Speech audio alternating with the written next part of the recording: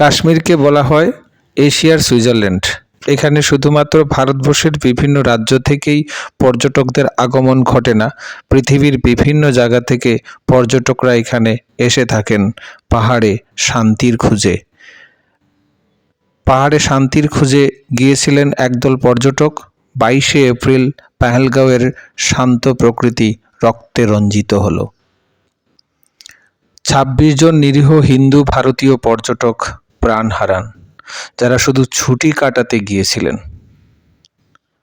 22শে April পেহেলগ্রামের মাটিতে রক্ত পড়েছে, হয়েছে রক্তাক্ত সেই কাশ্মীরের মাটি। এটা শুধু 26 জন পর্যটকদের রক্ত নয়, এটা ভারতের আত্মার উপর আঘাত। এটা আমাদের বোন, মা, ভাই, সন্তানের রক্ত, যারা আমাদের ঘর ভাঙতে চায়, আমাদের ভয় দেখাতে চায়। তাদের জন্য একটাই উত্তর, ভারত ভয় পায় না, ভারত উপযুক্ত জবাব দেবে। অনেক প্রশ্নের উত্তর আমাদের খুঁজতে হবে, আমরা চেষ্টা করব প্রশ্নগুলি খোঁজার। পেহেলগ্রামের আসল ঘটনা কি? হামলাকারী টিআরএফ কেন হামলা করলো? টিআরএফ কারা? হামলার উদ্দেশ্য কী ছিল? ভারত সরকার উপযুক্ত জবাব দেওয়ার জন্য কি কি প্রস্তুতি নিচ্ছে? আন্তর্জাতিক দেশগুলো কি ভাবছে? পেহেলগ্রামের জনগণ কি বলছে? যারা নিজের চোখে ঘটনাটি দেখেছে তাদের বক্তব্য কি? এর আগে থেকে এই ধরনের কি হামলা হয়েছিল? তাহলে প্রত্যেকটা প্রশ্নের উত্তর আমরা এখানে খুঁজব, আর ভারত কিভাবে সেগুলির উপযুক্ত জবাব দিয়েছে। পেহেলগামের ঘটনা, আসল ঘটনা কী ছিল? 22শে এপ্রিল 2025 রবিবার দুপুর 2:50 জঙ্গিরা গুলি চালানো শুরু করে পর্যটকদের উপর। মোট 26 জন নিহত হন এই হামলায়। তাদের মধ্যে 24 জন ভারতীয় পর্যটক, তাদের মধ্যে বেশিরভাগ হিন্দু ধর্মাবলম্বী। 2 জন বিদেশি পর্যটক, একজন নেপাল ও একজন সংযুক্ত আরব আমিরাত ইউএই থেকে আগত ছিলেন। প্রায় 20 জনেরও বেশি পর্যটক গুরুতরভাবে আহত হন, তাদের মধ্যে কয়েকজনের অবস্থা আশঙ্কাজনক। স্থানীয় গোয়েন্দা রিপোর্ট অনুযায়ী এই জঙ্গিরা দ্য রেজিস্ট্যান্স ফ্রন্ট টিআরএফ নামক জঙ্গি সংগঠনের সদস্য, যারা লস্কর-ই-তৈয়বার ছায়া সংগঠন হিসাবে পরিচিত। দ্য রেজিস্ট্যান্স ফ্রন্ট বা টিআরএফ এরা কারা? দ্য রেজিস্ট্যান্স ফ্রন্ট বা টিআরএফ, যেটি মূলত লস্কর-ই-তৈয়বার নামক পাকিস্তান ভিত্তিক সন্ত্রাসী সংগঠনের একটি ছায়া গোষ্ঠী, ইসলামী সশস্ত্র গোষ্ঠী। টিআরএফকে 2019 সালের আর্টিকেল 370 বাতিলের পরে সক্রিয়ভাবে ব্যবহার করা শুরু হয়, যাতে ভারতের উপর আন্তর্জাতিক চাপ কমানো যায় এবং পাকিস্তানে সরাসরি জড়িত থাকার প্রমাণ ধোঁয়াটে রাখা যায়। এটা ছিল টিআরএফের প্রধান উদ্দেশ্য। টিআরএফের গঠন মূলত প্রপাগান্ডা ছড়ানো ও সন্ত্রাসী কার্যকলাপে আধুনিক প্রযুক্তির ব্যবহার এর লক্ষ্যে, যেমন সোশ্যাল মিডিয়া পোস্ট, ভিডিও বার্তা এবং ওপেন সোর্স এর মাধ্যমে ভারত বিরোধী বার্তা প্রচার করা।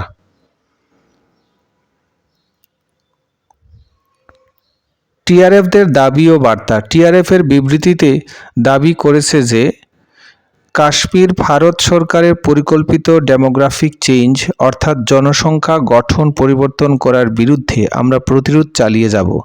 পেহেলগামে বহিরাগতদের স্থায়ী বসবাস ও পর্যটনের নামে দখলদারিত্বকে মেনে নেওয়া হবে না। এটা ছিল তাদের প্রধান উদ্দেশ্য। সাংবিধানিক পরিবর্তনের পর যেভাবে জনগণ বৃদ্ধি পাচ্ছে, কি বোঝাতে চাইছে টিআরএফ? আর্টিকেল 370 বাতিল হওয়ার পর জম্মু ও কাশ্মীর ভারতের অন্য রাজ্যের নাগরিকরা এখন বাসস্থান, জমি কেনা এবং ব্যবসা করার অধিকার পেয়েছে। এখানে এরা বলছে ডেমোগ্রাফিক চেঞ্জ। টিআরএফ ও অন্যান্য সন্ত্রাসী গোষ্ঠীর মতে এটি কাশ্মীরের মূলত মুসলিম সংখ্যা ও সংস্কৃতি ধ্বংস করার একটি কৌশল। টিআরএফ মনে করে এই বহিরাগত আগমন কাশ্মীরিদের ভবিষ্যৎ জমি ও সাংস্কৃতিক পরিচয় বিপন্ন করছে। টিআরএফের লক্ষ্য কাশ্মীরে ভয় ও আতঙ্কের বাতাবরণ সৃষ্টি করা, বিশেষত হিন্দু সম্প্রদায় ও পর্যটকদের মধ্যে ভারতের রাষ্ট্রীয় নীতির বিরুদ্ধে প্রতিরোধ গড়ে তোলা, যাতে সরকারের জনসংখ্যা নীতি ও উন্নয়ন প্রকল্পগুলি বাধাপ্রাপ্ত হয়। আন্তর্জাতিক সংবাদ মাধ্যমে মনোযোগ কেড়ে নেওয়া, যাতে কাশ্মীর সমস্যা মানবাধিকার লঙ্ঘন হিসাবে প্রজেক্ট করা যায়।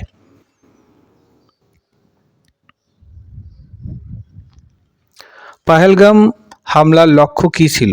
পাহেলগামে হিন্দু পর্যটকদের হত্যা করে আতঙ্ক তৈরি করা, যেন তারা আর কাশ্মীরে আসতে সাহস না করে।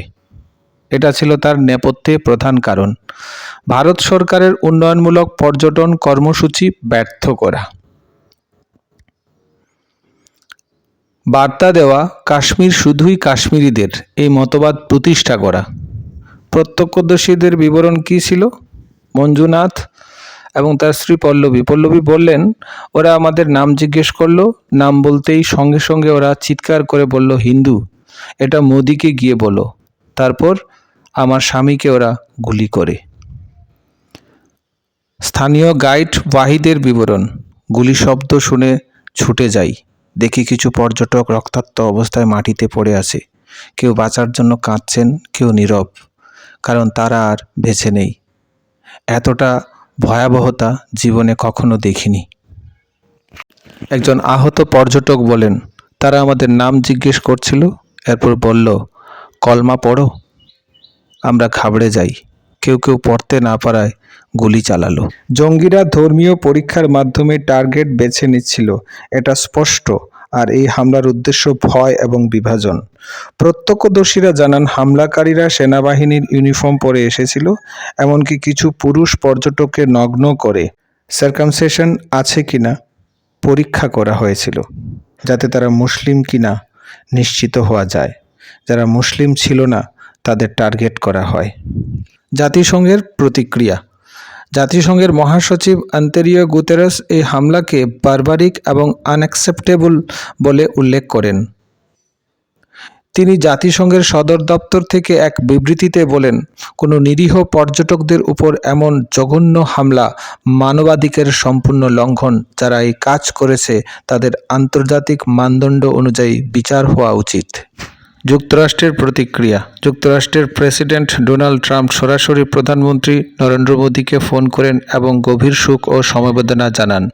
ফোনালাপে তিনি বলেন, এটি কেবল ভারতের বিরুদ্ধে নয়, মানবতার বিরুদ্ধে হামলা। দায়ীদের বিচার করতে যা যা প্রয়োজন, আমেরিকা ভারতের পাশে আছে। ইউরোপীয় ইউনিয়নের বিবৃতি। ইউরোপীয় ইউনিয়নের কূটনৈতিক মুখপাত্র এক বিবৃতিতে বলেন, পাহালগামে পর্যটকদের উপর হামলা আন্তর্জাতিক আইন ও মানবতার মৌলিক নীতির পরিপন্থী। অপরাধীদের বিচারে ভারতকে সহায়তা করতে আমরা প্রস্তুত। OIC, Organisation of Islamic Cooperation এর অবস্থান। যদিও ওআইসি সাধারণত কাশ্মীর ইস্যুতে পাকিস্তানের পক্ষে কথা বলে, এই হামলার প্রেক্ষিতে ওআইসি এর পক্ষ থেকেও নিরীহ মানুষের উপর হামলার ইসলাম সমর্থন করে না, এই বক্তব্য দেওয়া হয়। প্রধানমন্ত্রী সৌদি আরব সফরে ছিলেন। পাহেলগাম হামলার খবর পেয়ে তিনি সফর সংক্ষিপ্ত করেন এবং দিল্লিতে ফিরে আসেন। তিনি এই হামলাকে অত্যন্ত গুরুতর বলে মনে করেছেন এবং রাজনৈতিক অঙ্গনে সিগন্যাল দিচ্ছেন, সন্ত্রাসের বিরুদ্ধে জিরো টলারেন্স নীতি অব্যাহত থাকবে। তার বিবৃতিতে তিনি বলেন, এই জঘন্য হামলার জন্য যারা দায়ী তারা কোনোভাবেই রেহাই পাবে না। আমাদের সন্ত্রাসবাদের বিরুদ্ধে লড়াই আরও কঠোর হবে এবং নিরীহ নাগরিকদের রক্ষা করাই আমাদের অগ্রাধিকার। স্বরাষ্ট্রমন্ত্রী অমিত শাহের জরুরি পদক্ষেপ। কাশ্মীরকে সন্ত্রাসমুক্ত করা আমাদের সংকল্প। পাহেলগাম হামলার দায়ীরা ধরা পড়বেই। জম্মু ও কাশ্মীরে ভারতীয় সংবিধান অনুযায়ী শান্তি ও উন্নয়ন স্থায়ী হবে। ভারত চুপ করে নেই। আমাদের এনআইএ, এনএসজি, রো, আইবি, এনআইএ সকলে মাটির নিচ থেকে তথ্য টেনে তুলছে। প্রতিটি শহীদদের রক্তের দাম তারা দেবে। সময় হলে ভারত আবার দেখিয়ে দেবে, শান্তি চাই কিন্তু দুর্বলতা নয়। আমাদের সংস্থাগুলি কাজ করছে, ভারত জবাব দেবে, ঠিক সময়, ঠিক জায়গায়, ঠিক লক্ষ্য বস্তুতে। কাশ্মীরের রক্ত যখন পড়ে তখন শুধু মানুষ কাঁদে না, একটা জাতি জেগে ওঠে। ভারত কখনো একপাক্ষিক হিংসা সহ্য করে না। প্রতিটি রক্তের বিনিময়ে ভারত জবাব দেবে, শক্তিতে, কৌশলে, সাহসে। এটাই আমাদের ইতিহাস। এ ধরনের হামলার পর কিভাবে অতীতে ভারতীয় সেনা ও সরকার জবাব দিয়েছে, এটার একটা ধারণা নেওয়া যায়। দেখা যাক কি হয়েছিল। কাশ্মীরে হিন্দুদের বিরুদ্ধে লক্ষ্যভিত্তিক সন্ত্রাসী হামলা 2015 থেকে 2025। 2024 সালে রিয়াসি তীর্থযাত্রী বাস হামলা। 2021 শ্রীনগরের শিক্ষক ও ব্যবসায়ী হত্যাকাণ্ড। 2017 অমরনাথ যাত্রার উপরে হামলা।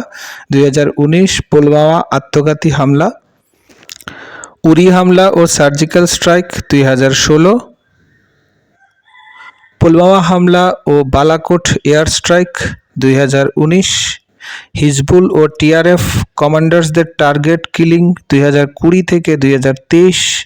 পাহেলগাম হোক বা পুলওয়ামা, ভারত একবার রুখলে ছায়াও পালাতে পারে না। পাকিস্তান পুষ্ট টিআরএফ হোক বা যেই হোক, তাদের জন্য একটাই উত্তর, আমরা সেই জাতি যারা একদিকে তীর্থ করে অন্যদিকে শত্রুর বুকে বারুদ রেখে আসতে পারে। এখন সময় এসেছে প্রশ্ন তোলার, এখন সময় এসেছে জাতির ঐক্যের, এখন সময় এসেছে গর্জে ওঠার। কাশ্মীর আমাদের ছিল, থাকবে, হিন্দু মুসলমান সকল ভারতীয়দের জন্য। কিন্তু যারা রক্ত চায় তাদের রক্তেই হবে প্রতিশোধ। জয় হিন্দ, বন্দে মাতরম।